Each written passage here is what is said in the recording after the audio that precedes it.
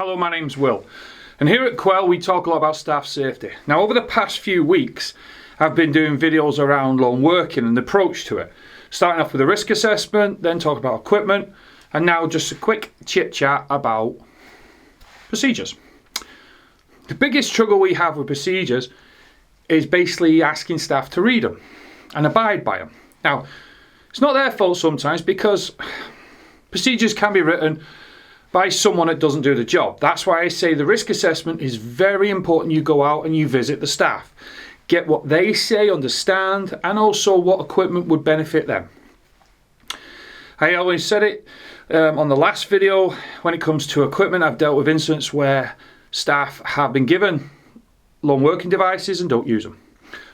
Now, I know that a lot of people get frustrated when it comes to procedures. I know that they go a lot to me or my team and say, well, what do I put in them? And we try to explain that it's not the same as you would, say, have it in retail procedures and you might have in hospitality or housing or enforcement. There's always a slight change, or a severe change if the risk is a total different change. So again, it depends if you're dealing with customers, residents, passengers, tenants, whatever that might be, even customers.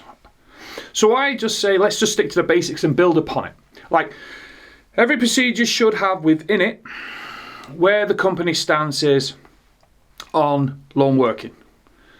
So what is the stance? Why? Then I break it down to the responsibilities. So what do the management have to do and what do the staff have to do, to keep it very simple.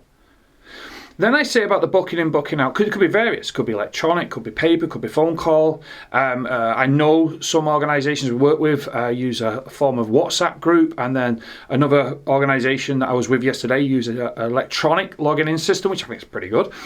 But what it didn't have was during the day was how to keep communication. That's what I also say within a procedure. You should also have in there, well, what do you do throughout the day if you're alone to communicate with your colleagues? Dropping an email isn't the same thing sometimes. So what is the best way to communicate throughout that day? Inclusive, how to communicate when you're off work. Because again, staff do carry mobile phones that are related to their work. But if they turn it off and you need to get in touch with them, well, what's that system? Especially if you're dealing with people that work from home now, in the remote working or the world where they're working from home and they're going to meetings, visits, inspections, whatever, and then going back. Okay, so again, it's these little things. What equipment should be carried and why? Lone working devices. The amount of calls I get now on a weekly basis about what devices should they have would surprise even you, I'm sure of it. I also say within them procedures, we should have systems for problems. If a staff member has, unfortunately, a serious incident, assault or anything like that, but also unaccountable.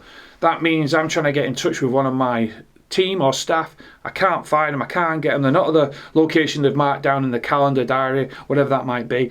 Well, what's the format? Who do I speak to? Who do I check? How do I check with HR if I have to ring the next of kin? And the last thing that puts it all together is tips. Not being funny. Simple ideas. I know the classic is always a park your car in an escape way, like you're doing a bank job, or how you enter into premises, or how you engage with that individual, that member of public, that customer, the client, the passenger, the tenant, whoever that might be. And they're the tips that usually help people more.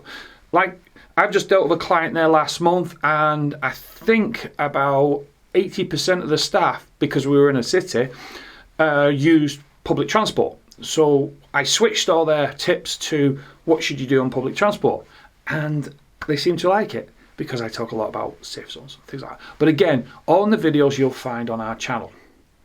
So procedures, make them specific to your organisation, and then your staff will read them. Thank you for watching. Please continue to watch our videos. I am really enjoying the feedback, and I really like the ideas of some of the videos that you're asking me to do so that you can download and show your staff.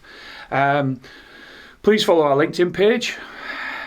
Enjoy your summer. Let's hope it stays hot and nice. Be safe whatever you're doing, and bye for now.